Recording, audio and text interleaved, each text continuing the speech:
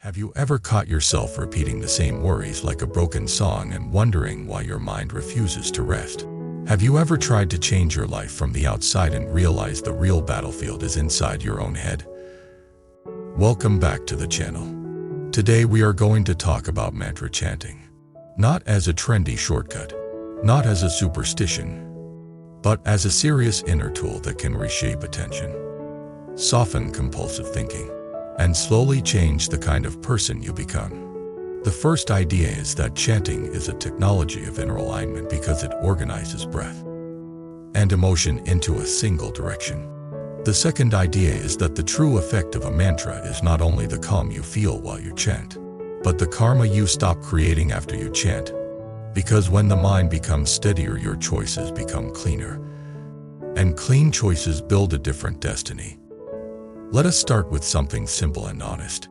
Most people do not suffer because they lack information. They suffer because they cannot manage the inner noise. They know what is good for them, but they cannot consistently do it. They know what is harmful, but they keep repeating it. They make promises at night and break them in the morning. They love people and still speak sharply. They want peace and still chase chaos. This is not because they are evil. This is because the mind, when untrained, is a powerful animal. Chanting is one way human beings have trained that animal for a very long time. Different cultures use different sounds, different languages, different images, but the underlying psychology is similar. When you repeat a sound with intention, you create a track. The mind, which normally runs on 10 tracks at once, begins to follow one track. The breath becomes more regular. The nervous system begins to feel a rhythm. The emotional body begins to soften. And in that softening, a space appears. That space is where awareness can enter. And awareness is where awakening begins. Now I want to tell this as a story, because stories let the teaching enter the heart, not just the intellect. There is a person named Noah. Noah is not failing in life. In fact, from the outside, Noah looks fine. School or work is moving forward. Friends exist. Plans exist. But inside, Noah feels like a phone with too many apps running. Even when sitting still, there is constant background activity. Old conversations replay. Imaginary arguments happen. Future disasters are rehearsed. Noah is tired of being tired. One evening, Noah watches a short talk about chanting. The speaker says something that sounds almost as simple. If you learn how to make the sound correctly, it can transform you. Noah rolls his eyes at first, but then Noah realizes that almost everything in life is repetition. Worry is repetition. Overthinking is repetition. Scrolling is repetition. Complaining is repetition. Even self-hatred is repetition. So the real question is not whether we repeat, but what we repeat, and what that repetition does to our mind. Noah decides to experiment. Not dramatically, not with grand promises, just 10 minutes a day. Noah chooses a simple mantra that feels comfortable to pronounce and commits to repeating it with full attention. The first day is chaos. The mind refuses. It feels bored, irritated, restless. Noah realizes something surprising. The mind is not only busy, it is addicted to being busy. Business gives it identity. Business gives it control. If the mind becomes quiet, it feels like losing itself. Noah continues. By day 5, something shifts. The mantra becomes less like a task and more like a rope. When the mind starts drifting, the rope brings it back. The breath becomes smoother. The chest feels less tight. Noah is not enlightened, but Noah experiences a rare gift, a moment without mental conflict.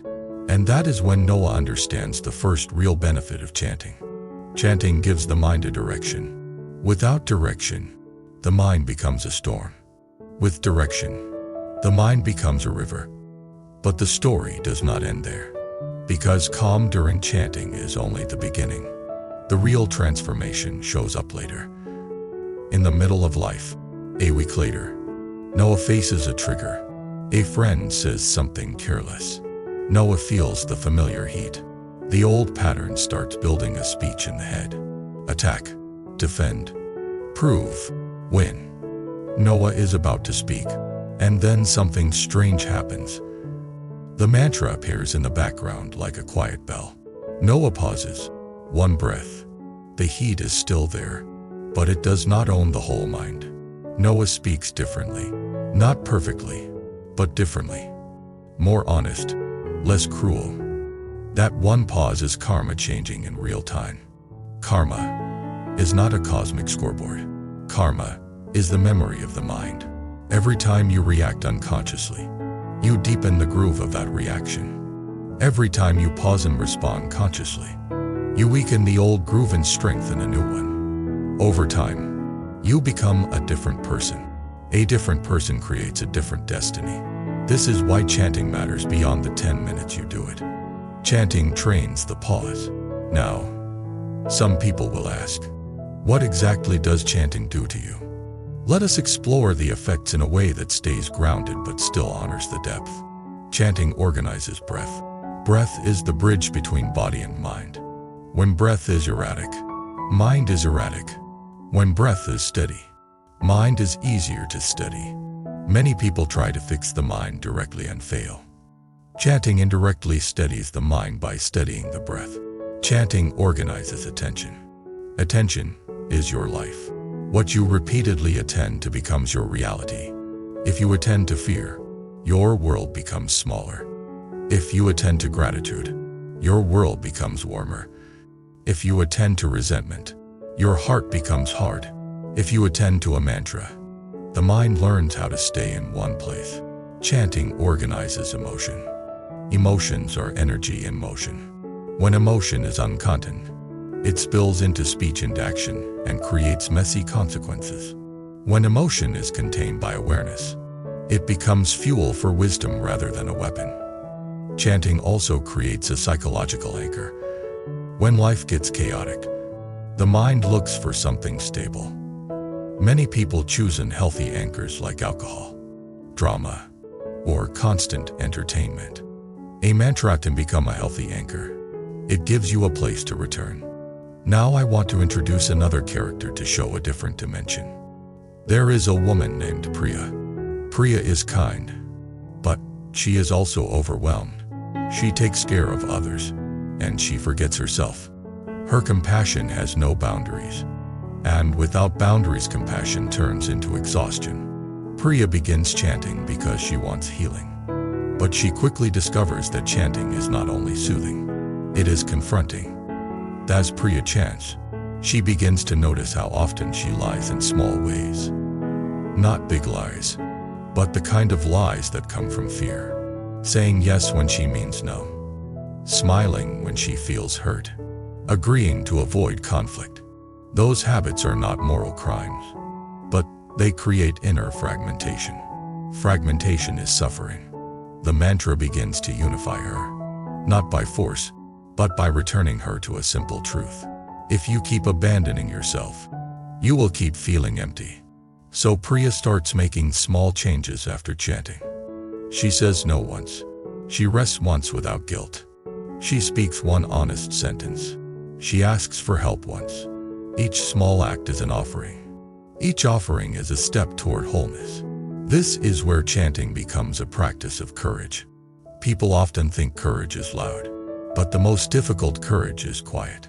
The courage to stop performing. The courage to be truthful without cruelty. The courage to admit you are tired. The courage to change a pattern that has protected you for years. Chanting supports that courage because it builds inner strength. Inner strength is not domination. Inner strength is the ability to remain present with discomfort without turning it into harm. Now let us talk about the spiritual layer without getting lost in abstract language. In many wisdom traditions, sound is not only sound. Sound is a vehicle. It carries attention toward a higher state, a clearer state, a more awake state. You can call it presence. You can call it consciousness. You can call it the witness. Whatever name you prefer. The experience is simple. There is a part of you that can observe your thoughts. When you touch that part, you are less trapped by thought. That is awakening. Mantra repetition can make it easier to touch that observing awareness because it reduces mental clutter. It is like cleaning a window. You are not creating the sky. You are removing the dirt that blocks the view. Now, a critical point. Chanting is not a substitute for ethical living. If you chant and then treat people badly, the chant becomes decoration. If you chant and then lie, the chant becomes a mask. True chanting should soften your ego, not inflate it. True chanting should increase compassion, not superiority. True chanting should make you more responsible, not more passive. This is why the inner attitude matters. If you chant with desperation, you might get temporary comfort, but you may also strengthen the habit of dependency. If you chant with sincerity and patience, you strengthen the habit of self-mastery. Self-mastery does not mean controlling everything. Self-mastery means you can choose how you respond, even when you are stressed. That is freedom. Now let us return to Noah, because Noah represents a lot of people watching. After a month, Noah notices something that feels almost shocking. The mind still produces thoughts, but the thoughts feel less personal. They feel more like weather. A thought comes, and instead of believing it immediately, Noah can watch it. This is wisdom. Wisdom is not having no thoughts. Wisdom is not being fooled by every thought. Noah also notices relationships changing. Friends feel safer around Noah. Conversations feel less tense. When conflict happens, Noah repairs faster. Repair is spiritual maturity. Anyone can be kind when life is easy. Maturity is being kind enough to repair when life is hard. Noah begins to understand that chanting is not only a private act, it becomes social medicine. A calmer person reduces suffering in the whole environment. One person who pauses before speaking can stop a chain reaction of harm. One person who listens deeply can heal a family wound. One person who remains steady can stabilize a team. This is compassion made practical. Now, some viewers may be asking, do I need a specific mantra, a specific language, a specific tradition? The honest answer is that tradition can add depth, meaning, and guidance, but sincerity is the foundation. If you choose a mantra from a tradition, respect it. Learn the pronunciation as best you can. Understand the intention behind it, but do not turn it into a performance. The point is not to impress anyone. The point is to transform your inner life. And remember this, the mind is not transformed by one perfect session. The mind is transformed by consistent returning. That is why chanting is powerful. It is simple enough to repeat daily. Now let me tell you a story that brings in the theme of destiny more strongly. There is a man named Amir who keeps repeating a pattern. Every time life gives him an opportunity, he gets close to success and then self-sabotaged. He delays. He doubts. He argues with himself. He picks fights in relationships right before good things happen. He does not know why. He thinks he is unlucky. Then Amir starts a daily chanting practice after a difficult breakup. At first it is just survival. But slowly Amir notices something. Right before he self-sabotaged, there is a familiar inner voice. It says, "Do not try. You will fail. You will be judged." Amir realizes that voice has been controlling his destiny for years. It is not fate. It is conditioning. With chanting, Amir becomes aware of the voice earlier. He does not instantly silence it, but he stops obeying it. He takes one small action anyway. Sends one email. Studies 1 hour. Apologizes one time. Shows up one time. Over months, the pattern loosens. His destiny shifts, not because the universe changed its mood, but because Amir stopped feeding the old karma. This is how mantra becomes a destiny tool. It does not magically change the world. It changes the one who meets the world. Now I want to address a common misunderstanding. People ask, what can chanting do to you? They want a list of benefits like a product advertisement. But the deeper answer is more subtle. Chanting can reveal you to you. It reveals your restlessness. It reveals your impatience. It reveals your craving for results. It reveals your fear of silence. It reveals your need to control. And when it reveals those things, you have a choice. You can run away, or you can become wiser. If you stay with the practice, the revelation becomes liberation. This is why some people quit quickly. They say chanting did not work. What they often mean is chanting did not entertain them. But chanting is not entertainment. Chanting is training. Training sometimes feels boring, because boredom is the mind screaming for stimulation.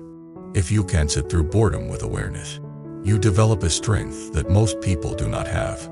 That strength is the ability to remain present. Presence is the root of peace. Presence is the root of compassion.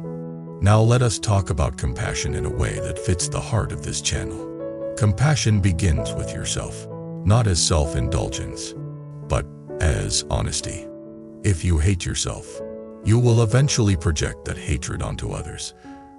If you are cruel to yourself, you will eventually be cruel to someone else, even if you hide it behind politeness. So chanting can become a practice of self-kindness. Not the kind that excuses bad behavior, but the kind that gives you enough safety inside to change. When you feel safe inside, you do not need to attack outside. That is karma purification. Purification is a strong word, but here it means something simple. It means you are reducing the toxins of resentment, jealousy, greed, and fear that keep poisoning your decisions. When those toxins reduce, your life becomes cleaner. Cleaner life feels like freedom. Now we are nearing the closing, and I want to leave you with a reflection that can stay with you long after this video. If you chant only to get something, you may always feel anxious, because getting something is never guaranteed. But if you chant to become something, the result is inevitable if you persist. You will become steadier. You will become more aware. You will become less reactive. You will become more compassionate. And those qualities will change your life in visible ways, even if the change is slow. This is the difference between using a mantra as a transaction and using a mantra as a path. A transaction says, I will chant. Now give me what I want. A path says, I will chant. Now teach me how to live wisely. A transaction strengthens craving. A path strengthens awakening. A transaction makes you dependent on outcomes. A path makes you free in any outcome. So if you are going to chant, chant with patience. Chant with sincerity. Chant with the willingness to meet yourself. And after chanting, practice one small act of wisdom. One breath before speaking. One honest no. One compassionate apology. One moment of gratitude. One step toward responsibility. That is how sound becomes life. Thank you for spending this time with me. Now I want to hear from you. Have you ever tried chanting, prayer, or any repetitive practice that changed your inner state? What did you notice in your mind and in your relationships? Did it help you pause before reacting? Did it help you sleep? Did it help you become kinder? Please share your story in the comments so the community can learn from you. And if you want more long-form storytelling that connects inner practice with karma, wisdom, compassion, and destiny, subscribe to the channel, like the video, and leave a comment to support this space. Your support helps these teachings reach more people who are quietly searching for a way back to themselves.